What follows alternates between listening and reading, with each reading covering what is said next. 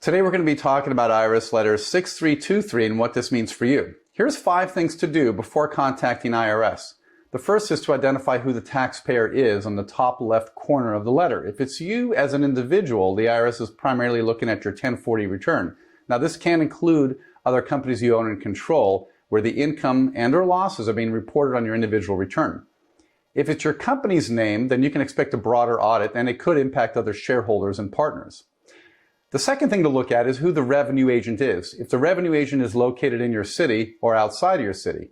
If it's outside of your city, you might question why that is occurring. We recently had a taxpayer client who was being audited who lived in Los Angeles but had a revenue agent from Chicago, Illinois. And this potentially identified some larger issues, and IRS potentially was looking at not only this tax return but maybe other tax returns as well. So it could be part of a broader audit, national audit.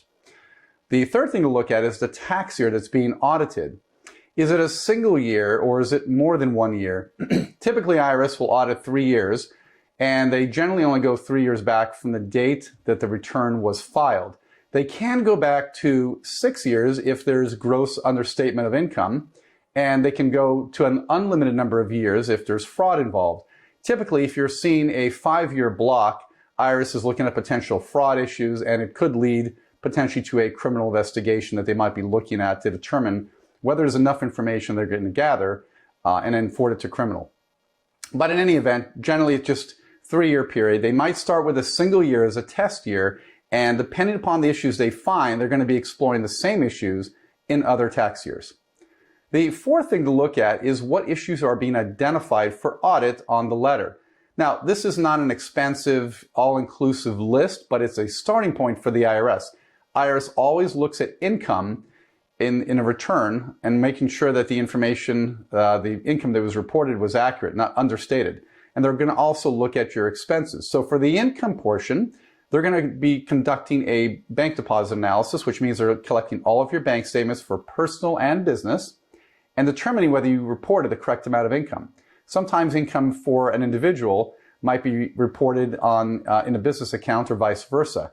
So they want to make sure they capture all that information and that it's accurately being reported. You can anticipate the IRS will be not only asking for bank statements, but potentially cancel checks and any deposit images. They want to make sure that the income, or the deposits are income and not non-taxable income, such as insurance proceeds, things like that would not normally be taxed. But the only way they can come to that bottom line number is if they have the source documents. And same with the expenses. They're going to want to see some source documents. So they're going to want to see invoices and check payments so that not only that you incurred the expense, but that you paid for it. This is if you're a cash basis taxpayer, which most people are. The last thing is to pay attention to the deadline the IRS wants you to respond. Now, generally the revenue agent will give you 10 days to respond, but that's not to provide the documents. This is just to contact the revenue agent and to schedule an appointment to provide the records as well. Now, during that first appointment, they're going to have an interview and they're going to go through a whole litany of questions to kind of understand the scope of what income looks like for you, whether you received an inheritance, for instance, or whether you received any large transfers, whether you have any cryptocurrency. These are definitely some questions that are coming up more recently. So I would advise contacting a tax attorney and going through the questions ahead of time so you have the answers, because credibility is number one.